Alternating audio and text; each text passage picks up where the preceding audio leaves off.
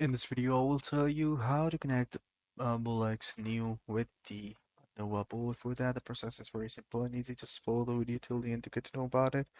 So all you have to do is to go to the Bullx new website and log in with your official account, and you will be redirected to this Bullx website.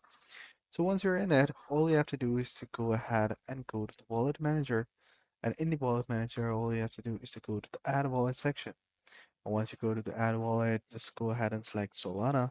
And in the wallet name, just type in Nova Bold and the enter address where you guys can find the enter address value of the Solana wallet. All you have to do is to go to the Telegram board where you have attached the Nova, and in the Nova, just go to the Nova board, and here you will see your address of the Solana wallet, and just simply paste it in and click on add wallet option, and that way your wallet will be added. And here you guys can see that my wallet has been verified.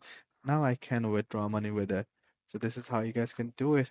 I hope you found this video helpful. If you do, please consider subscribing to our channel. Take care. Bye bye.